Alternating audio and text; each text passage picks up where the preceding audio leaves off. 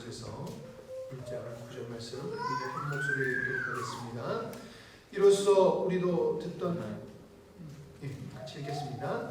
이로써 우리도 듣던 날부터 너희를 위하여 기도하기를 그치지 아니하고 구하노니 너희로 하여금 모든 신령한 지혜와 총명의 하나님의 뜻을 아는 것으로 채우게 하시고 2절도 보겠습니다. 4장 2절 말씀입니다. 4장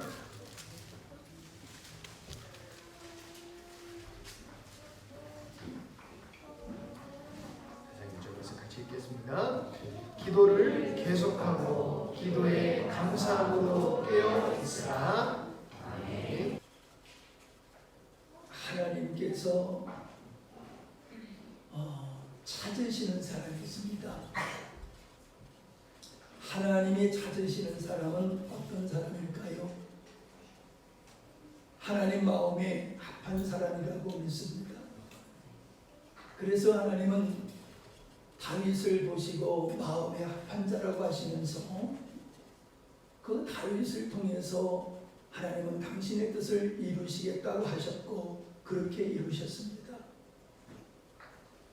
제가 사람들을 만나보면은 어찌 이 땅에 사람들이 하나님 보기에 완벽한 사람들이겠습니까마는 그럼에도 불구하고 하나님의 사랑을 많이 받는 은혜를 많이 입는 사람들을 만나보게 됩니다. 그래서 이분들이 왜 하나님의 은혜를 이처럼 각별하게 특별하게 은혜를 입을까 하고 살펴보면은 그 중심이 하나님을 사랑하는 마음들이 있어요. 여러 가지로 부족하지만은 하나님을 진심으로 사랑하는 사람, 그 하나님을 진심으로 사랑하는 사람들을 하나님은 찾으시는 거예요. 우리는 하나님 앞에 뭘 많이 구하면은 믿음이 좋은 사람이다, 훌륭한 사람이다, 그렇게들 생각을 합니다. 근데 여러분, 하나님이 필요치 않는 사람이 어디 있겠습니까? 하나님을 필요로 느끼지 않는 사람이 믿는 자들 중에서 어디 있겠습니까? 다 하나님을 필요로 하는 사람들이고 그런 마음으로 믿음의 생활을 하는 겁니다. 이건 보편적인 거예요.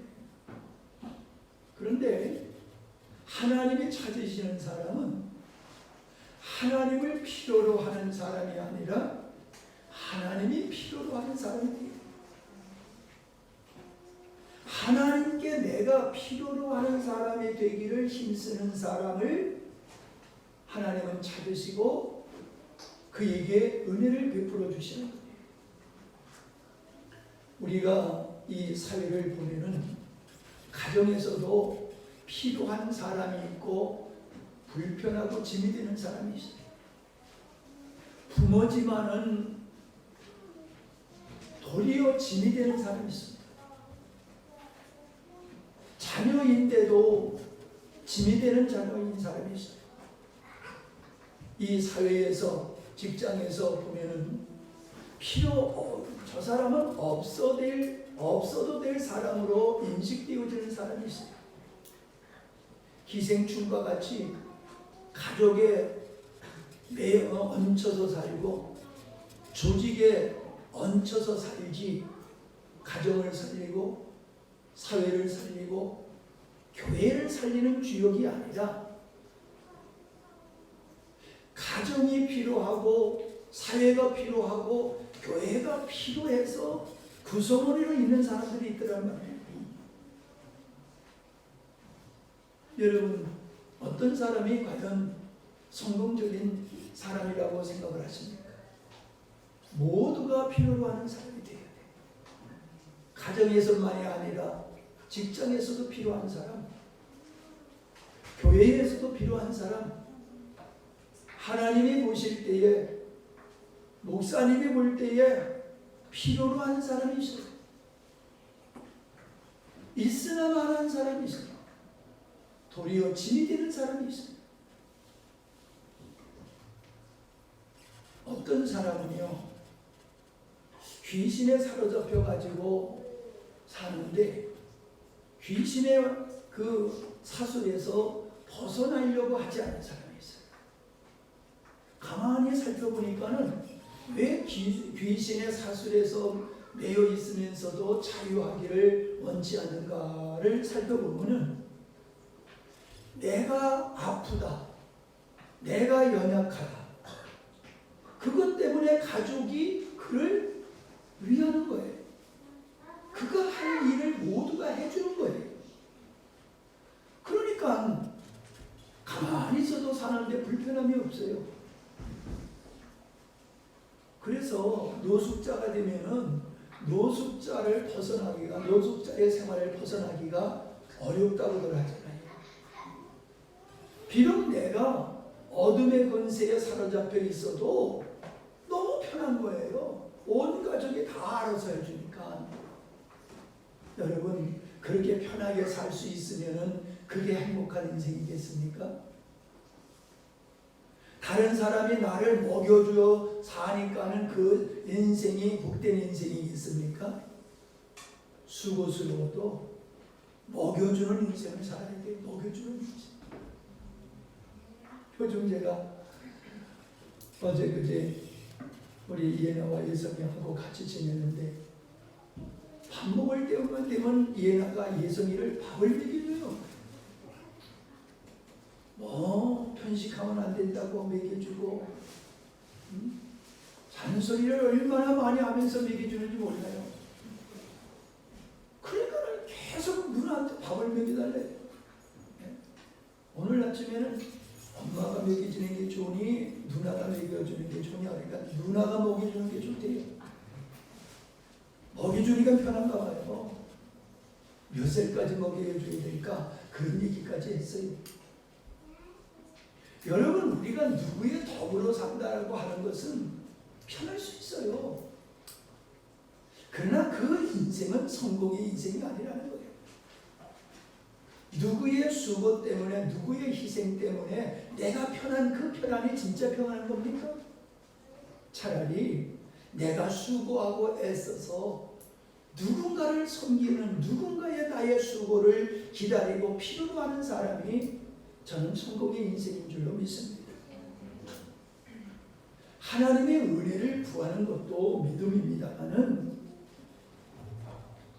하나님이 나를 찾으시는 사람이 되어야 돼요.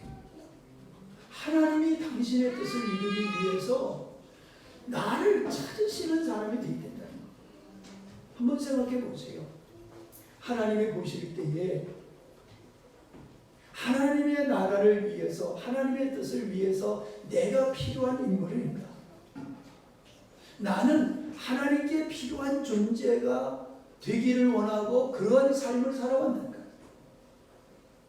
그냥 나는 언제나 하나님께 손만 벌리는 그런 구걸하는 인생을 살아왔는가를 우리 한번 생각해 보세요. 많이 구해서 많이 얻었다고 축복이겠습니까? 전 반대로 생각해야 된다고 생각합니다. 많이 베풀 수 있는, 많은 수고를 해야 될 사람, 땀을 많이 흘려야 될 사람, 그 자리를 우리가 추구해야 되지 않느냐라는 생각을 갖습니다. 이러한 위대한 사람들의 공통점은 기도의 사람들이었다는 겁니다. 하나님이 필요로 하는 사람들은, 하나님이 찾는 사람들은 기도의 사람들이었어요. 왜 이 공통적으로 하나님의 사람들은 기도의 사람이었을까 살펴보려고 합니다. 우리는 기도해야 된다라고 하는 것은 다 동의를 합니다. 그런데 정작 기도는 안 해요. 기도는 해야 된다라고 동의를 하면서 왜 기도를 안 합니까? 기도한다고 다 되겠어? 그게 우리의 마음속에 있는 거예요. 그리고 또 한 가지 아주 무서운 게 있어요. 기도의 필요성을 못 느끼는 거예요. 뭐 때문에 기도해? 기도할 필요성을 못 느끼는 거예요. 이 두 가지가 기도를 하지 않게 되어지는 요소라는 거예요. 근데 더 무서운 건요, 기도는 안 하면서 기도는 포기 안 해요 또. 그죠? 기도 안 하니까 기도 안 해도 돼 그런 마음이 있습니까? 기도는 안 하면서 기도해야 된다는 부담감은 늘 있어요. 우리 기도에 심각한 문제를 가지고 있다는 겁니다. 뭐가 문제냐? 기도는 나를 위해서 하는 게 아니라 주님을 위해서 기도하는 것이야. 그런데 우리는 반대로 했어요. 늘 기도의 중심은 내가 있고 하나님은 나의 간청에 응답하셔야 되는 분으로, 그런 구조로 우리는 기도하고 있어요. 제가 지난번에도 그런 얘기를 했습니다마는, 목사님한테 기도 부탁하면 목사님은 기도해 주셔야 되는 분, 이렇게 공식화가 되어 있어요. 내가 기도하면 하나님은 들어주셔야 될 책임과 의무가 있는 분, 이런 마음이 우리에게 있어요. 이게 잘못된 기도의 자세입니다. 왜 우리는 이러한 자리에서 탈피를 못하느냐 하면은, 우리 주변에 다른 신앙을 가지고 있는 사람들이 다 그런 모습이었고, 우리의 전통 신앙, 토속 신앙도 치성을 들여서 얻어내어지는 이런 구조로 되어 있어요. 우리의 선진들이 기도를 많이 한다고 했지만은 그 기도가 하나님을 위한 기도가 아니라 나를 위한 구조로서, 이게 세월이 지나다 보니까 아예 고착화되어 가지고 기도는 나를 위해서 하는 거라고 하는 이 잘못된 인식이 우리 안에 자리 잡고 있다라고 하는 겁니다. 근데 주님이 가르쳐 주신 주기도문을 보게 되어지면 가장 먼저 말씀하신 게 하늘에 계신 우리 아버지요, 아버지 이름이 영광을 받으시기를 원합니다가 기도의 첫 번째였어요. 두 번째가 뭡니까? 하나님, 창조주 하나님께서 뜻하신 바가 이 땅에 믿는 우리들을 통하여 이루어지기를, 성취되기를 위해서 기도하는 것이 주님께서 가르쳐 주신 기도문의 첫 번째였다는 겁니다. 바꿔 얘기하면 이게 진정 기도의 근본이고 기도의 원리라고 하는 것을 우리는 알 수 있습니다. 그렇게 주님께서도 먼저 기도를 하셨습니다. 우리가 주님을 위해서 지름을 받고 주님을 위해서 구원받았다는 데에는 의심을 하지 않습니다. 그렇다면 우리의 존재 목적은 나에게 있는 게 아니라 창조주시며 구원하시는 하나님이 우리의 인생의 목적이 되어야 될 것입니다. 그리고 우리의 관심은 나를 향하신, 인류를 향하신 하나님의 뜻에 우리는 관심이 가야 될 것이며, 그것을 우리의 사명으로 삼는 것이 마땅할 줄도 압니다. 우리의 관심은 주님이셔야 되고 우리가 해야 할 일이 주님의 뜻이라는 것입니다. 우리는 천국 가기 위해서 예수 믿는 것이 아니라고 하는 것을 알았습니다. 주님은 우리의 삶에 우리의 소망을 이루기 위한 목적과 수단이 아니라고 하는 것도 알고 있습니다. 그렇다면 이 땅에서 주님으로 무엇을 얻고 내 꿈을 성취하기 위해 기도하는 것이 아니라는 것도 동의를 해야 될 줄 압니다. 우리의 기도는 주님을 위한 기도가 되어야 합니다. 우리는 부족하고 연약하기 때문에 기도를 합니다.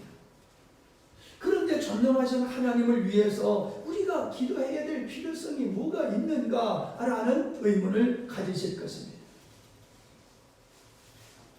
우리가 주님을 위해서 기도를 해야 되는 것은 주님이 무엇인가 부족해서 우리의 기도를 우리가 기도로 보태드리는 것이 아니라는 것입니다. 하나님은 우리의 기도를 통해서 하나님은 일하기를 기뻐하신다라고 하는 것입니다. 그래서 우리는 기도를 해야 되는 겁니다. 하여금 아버지 뜻을 구하기를 원하세요. 그것을 아버지 뜻을 위해서 기도하는 게 그게 아버지를 위해서 기도하는 거예요. 그게 하나님을 위해서 기도하는 거예요. 하나님의 뜻을 위해서 기도하는 그 기도를 통해서 우리 주님이 일하신다는 사실. 하나님은 아브라함에게 네 후손이 애굽에 가서 이방인에 가서 400년 동안을 종살이를 하다가 다시금 이 땅으로 돌아올 것이다 라고 말씀하셨습니다. 때가 됐어요. 400년이 지났어요. 이제 약속대로 하나님은 그 백성들을 다시금 아브라함에게 주었던 땅으로 불러내시기 위해서 하신 일이 뭔지 아십니까? 기도하게 하신 거예요. 아버지 뜻이 이루어지기로 기도하기를 원하셨어요. 그런데 이 백성들은 거기서 잘 먹고 잘 사니까는 하나님을 까마득하게 잊어버리고 있었어요. 그렇게 하나님을 까마득하게 잊어버린 그들을 깨우시는 것이 고난이었다는 거예요. 요셉을 알지 못하는 바로라라는 왕을 세워서 이스라엘 백성들을 착취하게 될 때에 그들은 고난을 통해서 하나님을 찾게 되었고 하나님의 뜻하시고 약속하신 바가 이루어지기를 위해서 기도하셨을 때에 하나님은 모세라는 사람을 세우셔서 당신의 뜻을 이루셨다라고 합니다. 이스라엘 백성들을 애굽에서 건져낼 때에 이스라엘 백성들이 도움이 되었습니까? 하나님이 하시는 일에 이스라엘 백성들이 거둔 일이 뭐가 있습니까? 하나도 없어요. 그냥 전적인 하나님의 은혜로 애굽에서 나오게 되었지. 근데 그 일을 그들의 기도를 통해서 애통하는 기도를 통해서 이루셨다라고 하는 것입니다. 바벨론으로 이스라엘 백성들이 범죄하여 포로로 잡혀가는 징벌을 하나님이 행하시면서도 기약을 하셨어요. 70년 동안에 70년이 참은 내가 다시금 너희들을 도곡으로 돌아오게 할 것이다. 그렇지만은 그럼에도 너희들은 그 포로로 노예 생활하던 곳에서 고국으로 돌아오는 일이 있도록 위해서 기도하라 하셨어요. 그렇게 기도하게 됐을 때에 왕이 스스로 그 백성들을 자유케 해서 고국으로 돌아가도록 해방시켜 주지 않습니까? 이스라엘 백성들이 애굽에서 나올 때나 바벨론에서 고국으로 돌아올 때나 자유를 위해서 그들이 투쟁하거나 무슨 노력한 것이 하나도 없습니다. 전적인 하나님이 하셨어요. 그런데 전적으로 하나님이 그 일을 당신의 뜻하신 바를 이루실 때에는 하나님의 백성들이 기독케 하신 후에 그 일을 이루셨다라고 하는 것입니다. 우리는 하나님의 뜻이 이루어지길 위해서 기도해야 합니다. 문제는 하나님의 뜻이 이루어지기를 위해서 기도하지만 내가 대가를 치르기를 원치 않는 거예요. 하나님의 뜻이 이루어지되 나는 그 일에 전혀 부담을 갖지 않기를 원하는 거예요. 도리어 하나님의 뜻이 이루어짐을 통하여 내가 덕을 입기를 원하는 마음으로 기도하지, 아버지 뜻이 이루어지기를 위하여 내가 지불할 대가가 있다라고 하면 제가 지불하겠습니다, 이런 마음은 조금도 없다는 거예요. 손 안 대고 코 풀겠다는 거예요. 하나님이 알아서 하세요. 내가 지원하고 동의는 할 터이니 나에게 부담은 주지 마세요. 나에게 수고하라는 말씀은 마세요. 나에게 희생하라는 말씀은 마세요. 그런 자세로 우리가 기도해요. 이건 진정 하나님의 뜻이 이루어지기를 원하는 마음이 아니다라고 하는 거지. 계속 말씀을 드리고 있습니다마는 주님은 아버지 뜻이 이루어지길 위하여 땀방울이 빗방울이 되도록 그렇게 힘써서 기도하셨다는 거예요. 아버지의 뜻이 이루어지게 된다라고 하면은 반드시 당신이 십자가에 못 박혀 인류의 죄를 대신해서 형벌을 받으셔야 되는 고난을 피할 길이 없는 거예요. 그게 얼마나 고통스러운지 주님도 잘 아셨기에 이 잔을 내게서 옮기시옵소서라는 기도까지 하시지 않았습니까? 그러나 끝까지 이 잔을 옮기시고 내가 십자가를 안 지고도 아버지 뜻이 이루어지기를 원합니다. 그렇게 기도하지 않으셨어요. 아버지 뜻이 이루어지기를 위해서 내가 십자가를 져야 되는 것이라고 하면 내가 기꺼이 지겠습니다가 이게 예수님의 기도의 마음이셨어요. 근데 우리는 그런 기도를 하고 있습니까? 목사님 나부터 너 그런 자세가 별로예요. 아무리 봐도 하나님이 원하는 분량만큼의 그런 자세가 덜 돼 있는 것 같아요. 없는 것 같진 않아요. 우리가. 그러나 우리는 골라 선택한다는 거지. 이 정도만 헌신케 하시옵소서. 이 정도만 수고케 하시옵소서. 나로 하여금 가지고 있는 거 다 내놓으라 말하지 마옵소서. 나로 하여금 내 생명을 내놓으라 말하지 않게 하옵소서. 적당히 취하시고 아버지 뜻을 이루시옵소서. 그게 우리의 마음이에요. 그런데 하나님께서 더 큰 걸 요구하니까 싫은 거예요. 아버지 뜻이 이루어지기는 원하지만 왜 이렇게 나에게 큰 걸 요구하십니까? 내가 이렇게 소중하게 여기는 걸 왜 달라고 하십니까? 그게 우리의 자세예요. 그러니 입술로는 기도하지만은 실상에는 제사보다 제밥의 마음이 있다고, 우리는 그저 체면치레로 하나님의 뜻이 이루어지기를 위해서 기도하는 거지 목숨 걸고 하나님의 뜻이 이루어지기를 위해서 기도하고 있지 않다는 것이지.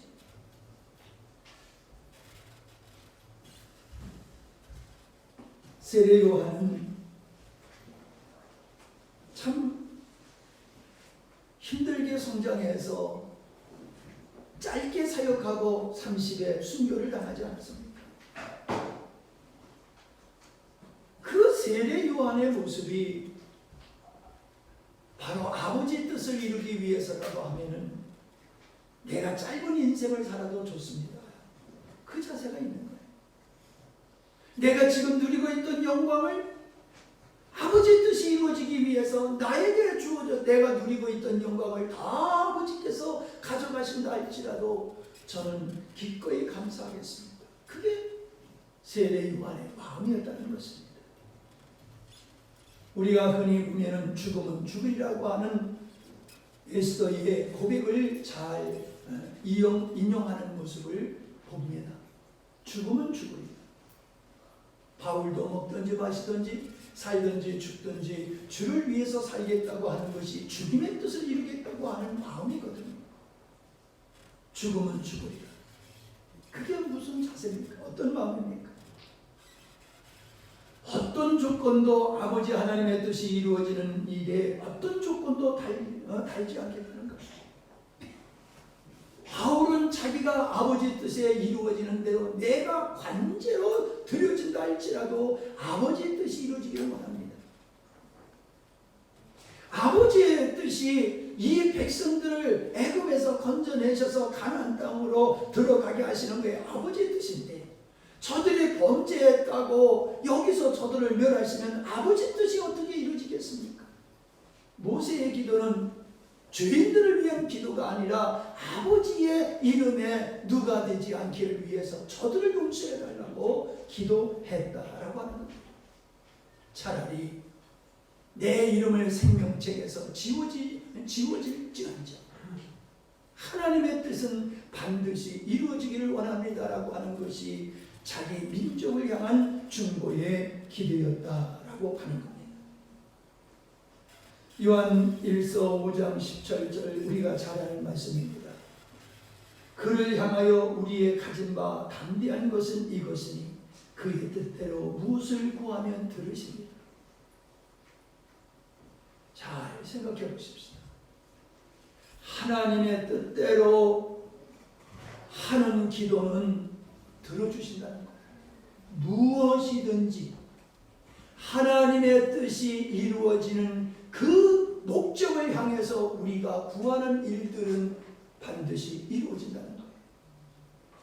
그러니까 무엇이 이루어지는 것이 중요한 게 아니라 아버지 뜻이 이루어지는 게 그게 더 중요한 거예요. 우리의 마음은 아버지 뜻이 아니라 무엇이든지 이루어진다라고 하는 여기에 우리의 마음을 빼앗기고 있다는 거지. 무엇이 이루어지든지 이루어지지 않든지 중요한 것은 아버지 뜻이어야 된다는 거예요. 그래서 15절에 또 이렇게 말씀하시지. 우리가 무엇이든지 구하는 바를 들으시는 줄을 알지. 우리가 그에게 구한 그것을 얻은 줄로 또한 아느니라. 구했지만 이루어질까 안 이루어질까가 아니라 반드시 이루어질 것이라는 확신이 있다는 거예요. 누구에게? 아버지 뜻을 위해서 기도하는 사람의 마음에는 내가 하는 기도가 반드시 이루어지고 성취될 것이라는 확신이 있다는 거예요. 제가 어느 때보다도 그 확신이 마음에 주님께서 저에게 주셨어요. 이제 기도의 맛을 조금 본 나에게 하나님이 이처럼 일하고 역사하시는데 장차 아버지께서 얼마나 큰 일을 이루실까.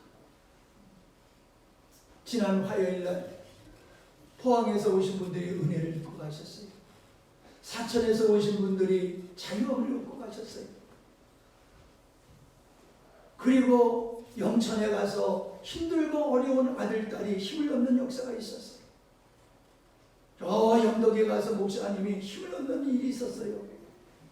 저 안동에 가가지고 정말로 사랑하는 자녀 때문에 자녀를 잃어버리고 장애자가 된 그 자녀를 둔 그 권사님들이 힘을 얻고 밝아짐을 봤어요. 수요일날, 금요일날 기도에 주님이 역사하심을 봤어요. 내가 엎드려 기도할 때에 주님이 나와 함께 하시는 것을 너무나도 이제 점점 뚜렷하게 느끼면서 기대가 돼요. 아버지께서 앞으로 어떻게 일하실까? 어떻게 나의 기도를 통하여 일하실까? 기대가 돼요. 저에게 담대함이 생겼어요.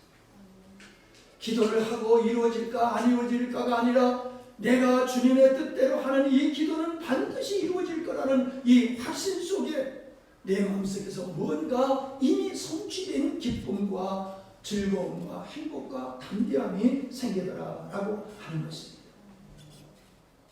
주님의 뜻이 커지면 내 문제가 안 보이더라는 거예요. 내가 주님의 뜻을 이루기 위하여 목숨까지 내놓았을 때에 내 주변에 내 환경에 있는 문제들은 더 이상 나를 얽어매지를 못하더라는 것입니다. 자유가 되게 하시더라. 내가 가지고 있는 이 문제는 아버지께서 반드시 선한 도구로 쓰실 터이니 거기에 연연하지 말고 아버지 뜻을 위해서 내가 매진해야 되겠다고 하는 결단만이 내 마음속에 더욱 커지더라는 말입니다. 다시 말씀드리지만 기도는 나를 위해서 하는 것이 아니라 내 문제를 해결하는 용도로 쓰는 것이 아니라는 겁니다. 하나님을 사랑하기에 하나님의 뜻이 이루어지기 위하여 기도할 수밖에 없는 것이다라고 하는 겁니다. 우리의 기도의 문제점이 또 이겁니다. 늘 기도는 내 입장에서 하나님 앞에 나가고 있습니다. 하나님 입장에서 기도로 나가는 게 아니라 내 아쉬움 때문에 내 문제를 가지고 내가 중심된 사안을 가지고 하나님 앞에 나가는 게 습관화된 우리들의 연약한 기도였다는 거예요. 근데 진정 하나님이 원하시는 기도, 하나님의 필요한 사람의 기도는 하나님의 관점에서 주님의 마음을 가지고 주님 앞에 나가 기도하는 것이었다는 거예요. 우리 입장에서 봤을 때에 기도는 구하는 것밖에 안 되더라고요.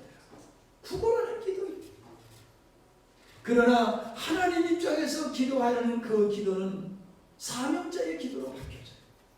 사명자의 기도. 능력 있는 기도, 신령한 기도로 그 내용들이 바뀌어지더라라고 하는 겁니다. 제가 여러분의 기도를 지켜볼 것입니다. 여러분의 기도가 하나님의 관점에서 하고 있는지, 여러분의 형편과 처지에서 기도하는지를 저는 볼 겁니다. 볼 수밖에 없지요. 여러분의 기도의 관점이 바뀌어져야 됩니다. 무엇을 위해서 기도하는가, 그것이 중요한 게 아니라 그 기도를 하나님의 관점에서 기도하냐는 거예요. 제가 하나님의 관점에서 똑같은 문제를 가지고 기도하지만 기도가 달라집니다. 기도가 달라집니다. 정말로 하나님이 외면할 수 없는 기도를 내가 하는 것 같아요.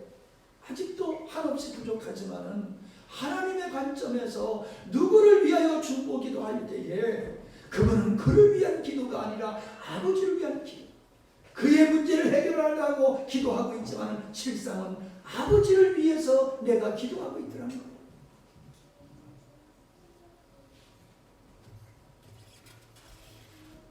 골로새서 우리가 읽은 4장 말씀을 우리가 다시 한번 볼 수 있기를 바랍니다. 2절부터 다시 봅니다. 기도를 항상 힘쓰고 기도에 감사함으로 깨어 있으라. 또한 우리를 위하여 기도하되, 바울이 말하는 거예요. 우리를 위하여 기도하되 전도할 문을 우리에게 열어주사 그리스도의 비밀을 말하게 하시기를 구하라. 힘써 기도하라고 했지만 무엇을 위해서 기도하라고 당부하고 있습니까? 나의 필요를 채워줘라. 성교비가 충분히 채워지기를 원한다. 건강을 위해서 기도하라. 내가 건강해야지 복음을 전할 수 있지 않느냐.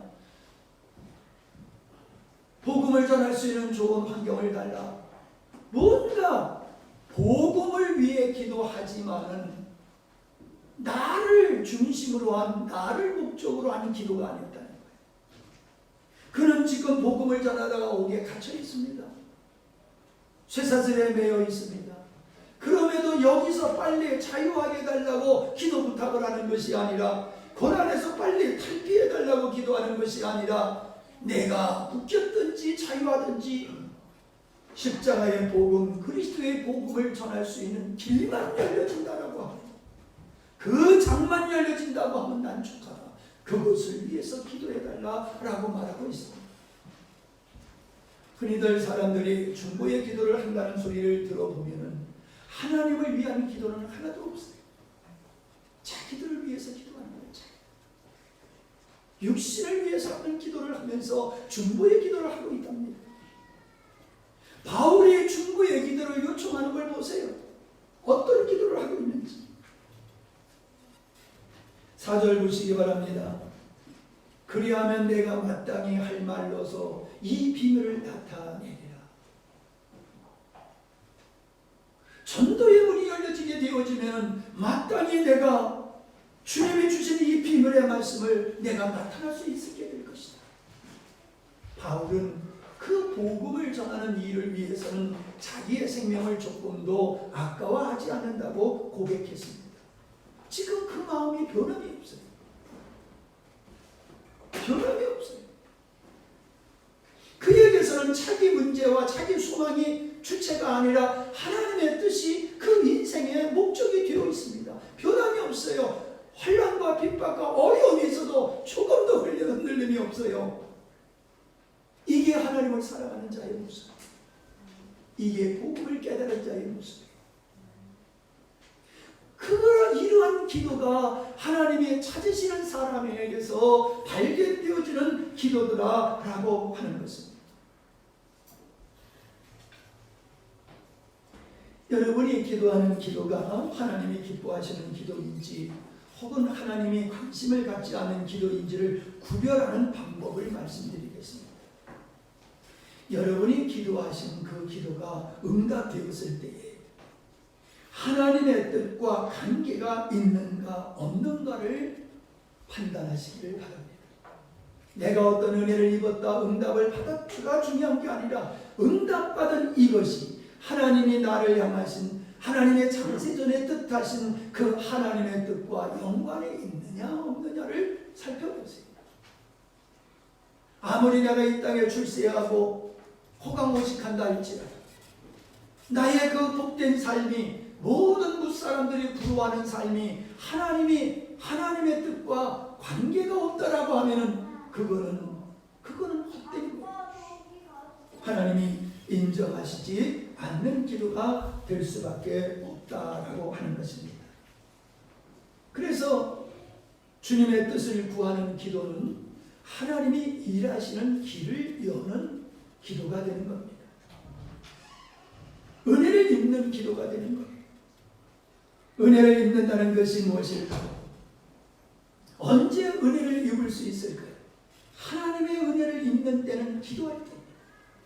기도하지 아니하고 세상에 우리의 마음과 생각을 빼앗기고 근심과 염려 가운데 살아갈 때에 하나님의 은혜 주신 적이 있습니까?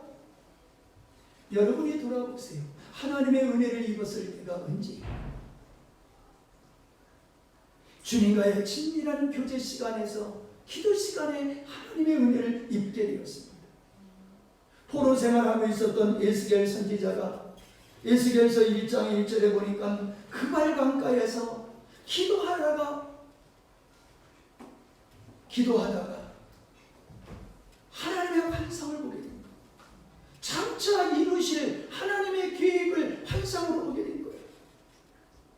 사도 바울은 아시아에 복음을 전하려고 했는데 하나님께서 그 자기들이 아시아가 아니라 마케도니아로 복음을 전하기를 원하신 걸 언제 깨달았어요? 기도할 때 깨달았어요. 그가 빌립보 감옥에 갇혀 있을 때에 옥문이 열렸어요. 언제 옥문이 열렸어요? 기도할 때에 옥문이 열렸어요. 옥문이 열리는 건 하나님의 뜻이었어요. 그들을 풀어서 복음을 전하게 하시는 것은 아버지 뜻이었어요. 근데 그것이 그들이 기도할 때 성취되었다는 거예요. 기도할 때 이루어졌다는 거예요. 아버지는 저와 여러분을 향해서 어떤 일을 하려고 계획을 가지고 계시지만 우리가 기도하지 아니하면 그것이 이루어지지 않는다는 거예요. 여러분의 사랑하는 자녀를 향한 어떤 놀라운 계획을 가지고 계셔도 여러분의 자녀를 위해서 기도하지 아니하고 여러분 스스로가 아버지 뜻이 내 안에서 이루어지기를 기도하지 아니하면 안 된다는 거예요. 기도할 때에 은혜를 입게 되더라는 거예요. 전 요한계시록을 살펴볼 때에 언제 요한이 그 장차 이루어질 그 세계를 그가 환상으로 보게 되었느냐? 계시록 1장 10절에 보니까 주의 날에 내가 성령에 감동하여 내 뒤에서 나는 나팔 소리 같은 큰 음성을 들으니, 나팔 소리 같은 큰 음성을 들어서 언제? 주의 날에 언제요? 주일날 예배 시간에, 기도 시간에. 여러분 성령 충만이 세상에 빠져가지고 먹고 마시고 즐길 때에 성령 충만하겠어요? 기도할 때 성령 충만이 이루어져요. 예배 시간에 성령 충만이 이루어져요. 그 기도 시간에, 예배 시간에 성령 충만했더니 그에게 장차 이루어질 걸 그때 보여주셨다는 거예요. 그때. 왜 말씀이 안 들립니까? 어떤 사람은 그 말씀을 듣고 인생이 바뀌어지는데 어떤 사람은 동일한 말씀을 듣고도 인생이 바뀌어지질 않습니까? 들려지질 않아서 그래요. 깨달아지질 않아서 그래요. 왜 안 깨달아집니까? 왜 들려지질 않습니까? 기도가 없어서 그래요. 하나님의 은혜에 대한 갈망, 하나님의 음성을 듣고 하나님의 뜻을 알려고 하는 이 갈망이 없이 그냥 기도하지 않으니까는 안수지도 하니까 마지못해서 참석하고, 목사님이 자꾸 짜니까는 어쩔 수 없어서 그저 시간 때워주는 그런 기도를 하니까 성령 충만이 안 이루어지고 하나님의 그 영광의 세계가 안 보이는 거예요. 믿음의 유익이 없어. 아무리 기도해도 체면으로 하고 억지로 하고 나를 위해서 하는 기도는 안 하는 게 좋아요. 앞으로 그러시려고 하면 안 나와도 괜찮습니다. 그냥 집에서 주무세요. 주님이 주신 갈망의 마음이 있다고 하면 나오세요. 주님을 사모하는 마음이 있다고 하면 나오세요. 그래서 서로가 기도가 합쳐져서 두세 사람이 내 이름으로 모인 곳에 함께하고 두세 사람이 힘써 구하면 들어주신다고 하는 그 영광을 그렇게 주님을 사모하는 사람들이 모여서 기도할 때에 볼 수 있어요. 저는 그 사람들이 숫자가 중요하다고 보지 않습니다. 정말이에요. 지난번 금요일에는 숫자가 저에게 정말로 더 다가오지 않습니다. 오신 분들이 얼마나 크게 보이고 얼마나 많이 보이는지 오늘도 마찬가지입니다. 전날에는 이 자리에 참석하지 못하는 사람들의 얼굴을 생각하면서 마음의 한쪽에 참 아픔을 가지고 있어요. 근데 오늘은 제가 여러분을 볼 때에 얼마나 크게 보이는지 몰라요. 꽉 차게 보이고 천만같이 보여지고 여러분이 이처럼 하나님을 사랑하는 자요 하나님이 찾으시는 자요 하나님의 필요하는 자가 여러분이 되어진다라고 하면 12명의 제자를 가지고 세계를 변화시켰던 그 하나님이 그러한 우리의 적은 숫자지만 우리가 그러한 믿음의 사람이 될 때 이 땅에 새로운 역사가 일어날 줄로 믿습니다. 어둠이 거치고 하나님의 생기의 바람 불어올 줄로 믿습니다. 주님께서 누가 나를 대신해서 이 민족에게 가겠느냐 하나님이 찾을 때에 이사야가 일어나지 않습니다. 내가 여기 있습니다. 제가 가겠습니다. 여러분이 그러한 모습으로 주님 앞에 선다라고 하면 여러분의 인생은 바뀌어질 겁니다. 여러분의 가치는 바뀌어질 겁니다. 여러분의 수고와 여러분의 눈물은 달라질 것입니다. 무너지지 않았던 돌과 같이 굳어져 있던 마음들이 열려지는 역사가 있을 것입니다. 박토가 옥토로 바뀌어지는 역사가 있을 것입니다. 여러분의 문제를 하나님께서 신비하게 놀라운 모습으로 풀어가시는 하나님의 영광을 볼 것입니다. 이 은혜, 이 영광은 하나님을 사랑하여 기도하는 자입니다. 그 자들, 그런 사람들이 이 하나님의 은혜를 맛볼 수 있게 된다라고 하는 겁니다. 주님은 한적한 곳을 찾아가셔서 기도하셨습니다. 항상 하나님의 환상을 봤던 사람들은 밤에 봤어요. 그리고 기도 시간에 봤어요. 기도하다가 환상을 봤고 밤에 기도하다가 환상을 봤어요. 대부분이 밤에 기도하다 왔어요. 그 한적한 곳을 우리 주님은 찾아가셨어요. 한적한 곳. 한적한 곳. 연애할 때에 사람 많은 데로 안 가지요. 응? 연애할 때 사람 많은 광장으로 갑니까? 자꾸 구석으로 가. 구석으로 가. 왜? 방해받지 않고 자기 둘만의 재미있는 시간을 보내기 위해서 그 은밀한 초소를 자꾸 찾아간다고요. 나도 그랬어요. 여러분, 주님과 데이트할 때는 은밀한 곳을 찾게 돼요. 시끄럽고 세상에 속한 그런 분위기 속에서는 주님과의 친밀한 교제가 되기 어려워요. 한적한 곳이 필요해요. 주님과 나와의 은밀한 데이트하는 그 시간, 그걸 방해하는 것이 없는 그 장소를 찾아가야 돼요. 그것이 여러분의 골방이 될 수도 있고 이곳이 될 수도 있어요. 그리고 그것이 일하는 일터가 될 수도 있고 잠을 깨어서 기도하는 한밤중이 될 수도 있어요. 우리가 기도할 때는 세상이 보이지 않아요. 내가 기도할 때는 문제들이 우리의 눈앞에서 아른거려서는 안 해야 돼요. 오직 주님만 봐야 돼요. 주님만 보여야 돼요. 우리가 기도할 때에 찬송을 들어놓고 대부분 기도했지요. 근데 저는 이제는 시끄러워요, 그 찬송. 주님 앞에 기도하는 데에 자꾸 장애가 되는 것 같아요. 그런데요, 다른 사람이 하는 기도 소리가 나는 안 들려요. 다른 사람의 기도 소리가 안 들려요. 주님께 빠져버리니까 다른 사람의 기도 소리가 안 들려요. 누구는 너무 방언해서 내 하는 기도에 방해가 된다 해가지고 방언 기도하지 말라고 그런 사람도 있다고 그러더라고요.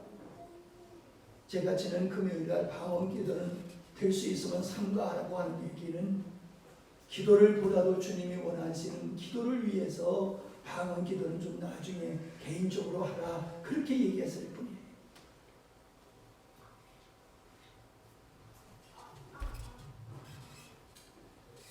우리가 하나님의 은혜를 잊기 바란다면 기도해야 됩니다. 다른 길이 없어요. 귀신 들린 자녀를 데리고 와서 주님께 고쳐달라 말했을 때에, 부탁했을 때에 우리 주님이 하신 말씀이 있어요. 기도 외에는 이런 이유가 일어날 수 없다. 기도 외에는 이런 일이 나타날 수 없다. 뭔 얘기입니까? 하나님은 기도를 통해서 일하신다. 기도를 통하여 일하신다. 기도는 하나님의 은혜를 입는 길이라는 사실입니다. 우리가 하나님 앞에 은혜를 입어야 하나님께 필요한 사람이 됩니다. 내가 은혜 안 입었는데 하나님이 나를 필요로 하는 사람으로 보시겠습니까? 하나님이 필요로 하는 사람, 하나님이 찾는 사람, 하나님이 쓰시는 사람은 은혜 입은 사람, 하나님께 은혜 입은 사람. 그래서 여러분, 하나님의 은혜를 입어야지 내 소원을 성취해달라고 기도하면 안 돼요. 은혜 입으면 문제는 해결되는 거예요. 하나님이 나를 들어 쓰시는데 나 굶어 죽게 하겠어요? 우리 목사님이 이번에 그러더라고요. 노후관계 얘기를 하다가 하나님이 안 주시면 뭐 같이 죽으면 그만이지. 진짜 그 마음이세요. 그분은요, 이 회사, 기계 만드는 회사를 운영했던 목사님이에요. 영덕의방 목사님. 근데 주님이 너 내 종으로 목회하라. 그래가지고 경북 영덕 바닷가 그 시골에 글을 보내셨을 때 자기 회사를요 팔고 가지 않았어요. 자기 회사를 친구한테 줘버리고 갔어요. 그러니까 너 나한테 생활비 얼마큼 달라 이렇게 말하지 아니하고 그냥 친구한테 줘버리고 내가 가야 할 길은 이 길이고 나는 주님만 모르고 살 거예요. 가가지고 보조비 얼마큼 받다가 끊어버렸어요. 내가 하나님 주시는 거 먹고 살지 사람이 주는 거 먹고 살냐? 보조비 주는 거 끊어버리고 주님이 주시는 것만 먹고 살겠다고 결단했는데 그 양반 생긴 것조차도 부자로 생겼어. 누가 봐도 가난뱅이로 안 생겨. 나는 큰 차도 많이 타고 다녔지만 그 친구는요 헌차 한 번 안 타봤어. 항상 하나님 새 차 주셨어. 야 배가 아프더라. 너는 누구가 이렇게 잘나서 맨날 새 차만 타고 다니냐? 하나님은 항상 그에게 새 차 주셨어요. 모자라지 않게 베풀어 주셔서 시골의 목사인데도 베푸는 목사로 살게 하셨어요. 누가 봐도 초라한 모습이 아니게 아름답게 가꾸셨어요. 은혜를 입으면은 하나님이 쓰시는 사람이 돼요. 은혜를 구하세요. 여러분 은혜를 구한다는 것은 여러분의 소원이 성취되는 걸 말하는 게 아니에요.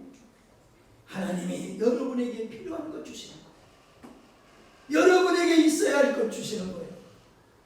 하나님이 여러분을 멋진 하나님의 사람으로 믿음의 용사로 만들어 가시는 거, 그렇게 지옥을 받는 거, 그게 은혜를 입는 거예요. 아멘. 은혜를 구하세요. 성경을 보십시오. 기도하지 않았는데도 어떤 일이 일어난 적이 있는 것을 보셨습니까? 심지 않고 얻는 일이 없다 말씀하시지 않았냐는 말이에요. 내가 신령한 것을 심었을 때에 신령한 것을 걷게 된다고 주님 말씀하지 않았냔 말이에요.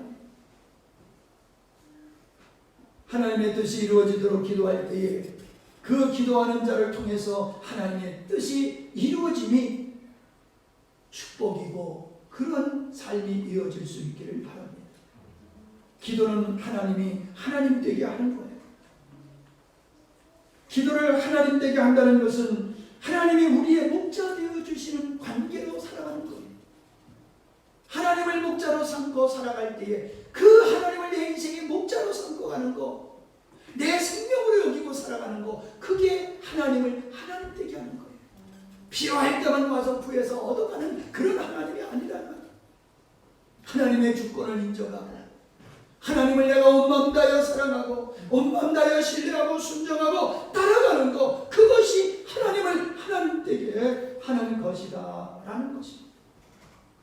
우리가 하나님을 사랑하는 사랑의 분량이 이제 알았어요. 내가 하나님을 사랑하는 사랑의 분량은 내가 하나님의 뜻이 이루어지길 위해서 기도하는 분량과 같다라고 하는 것. 하나님을 사랑하면 하나님의 뜻이 이루어지도록 기도하게 되어 있습니다. 내가 주님의 뜻이 이루어지도록 기도하지 않는다는 것은 주님과 주님의 일에 별 관심이 없다는 것일 것입니다. 다시 말하면 주님을 목숨을 다해 사랑하지 않고 있다는 것이에요. 다만 주님을 필요로 할 뿐입니다. 그건 믿음의 모습이 아니에요. 하나님의 뜻이 이루어지는 일에 쓰임받는 것이 우리의 사명이고 영광인 것입니다. 우리 주님이 아버지 뜻을 이루었기에 모든 사람들의 무릎이 주님 앞에 무릎을 꿇도록 하셨다라고 하는 겁니다. 이제 정말 먹든지 마시든지 무엇을 입을까 염려하지 말고 목숨을 다하여 아버지를 사랑하는 마음으로 아버지 뜻이 이루어지기를 위해서 기도하십시다. 그의 나라와 그의 의를 정말로 우리 마음속 깊은 믿음으로 기도하십시다. 진정 내가 하나님의 뜻을 위해서 기도하고 사모함이 있다라고 하면 또한 하나님의 나라를 위한 관심과 헌신이 있게 될 줄로 믿습니다. 복음을 이야기하는 거 중요하지 않습니다. 하나님의 뜻이 이루어지도록 하는 것은 하나님을 사랑하는 자요, 하나님을 사랑하는 자는 기도하게 되어 있고 그 일에 헌신하게 될 수 있음을 믿습니다. 하나님의 뜻과 무관한 출세와 성공은 무의미하다는 것입니다. 우리의 기도가 응답되지 않는 것은 주를 위한다는 우리의 기도가 정욕적인 기도였다는 것입니다. 구하여도 얻지 못하면 정욕을 위해서 잘못 구하라. 오해 마시기 바랍니다. 주님을 위해서 살면은 나는 가난뱅이로 살아야 되고 인생을 재미없이 비참하게 살게 될 것이라는 염려와 의심을 버리시기를 바랍니다. 주님을 위해서 살게 될 때에 우리의 삶에는 모자람이 없습니다. 부족함이 없습니다. 도리어 하나님이 우리를 높이십니다. 주님의 영광의 자리에 우리도 참여케 하시는 그 은혜를 우리도 누리게 하십니다. 살고자 하는 죽고 죽고자 하는 산다. 내가 주를 위해서 죽고자 하면 주님의 영광의 자리에 참여하게 되지만 내가 나를 위해서 하나님까지 이용해 먹으려고 하는 사람은 하나님의 영광은 그림의 떡입니다. 하나님은 지금까지 저를 실망시킨 적이 없습니다. 내가 실망했을 뿐이지 하나님이 나를 실망시킨 적이 없습니다. 여러분이 주님을 진정 사랑하신다라고 하면 기도가 쉬워질 것입니다. 즐거워질 것입니다. 기도 시간이 행복한 시간이 될 것입니다. 기도가 고파지며 정말로 그 기도가 내 인생을 승리케 하는 데에 필수적인 것을 느끼게 되고 목마른 사슴이 물을 찾듯이 주님을 찾는 기도의 역사가 일어날 줄로 믿습니다.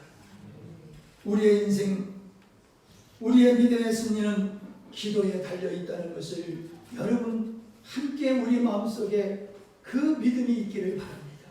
그리고 이제부터 복음을 주셨던 이 말씀이 기도로 실은 우리 마음속에 실현되어지고 하나님의 뜻이 정말로 우리를 통하여 새롭게 이 마지막 시대에 어두움을 밝힐 수 있는 이 생명의 역사가 있기를 주의 이름으로 부탁합니다.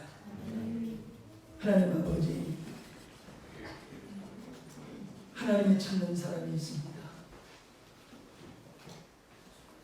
하나님이 찾는 사람은 하나님을 사랑하는 사람이고 하나님께 기도하는 사람인 것을 압니다.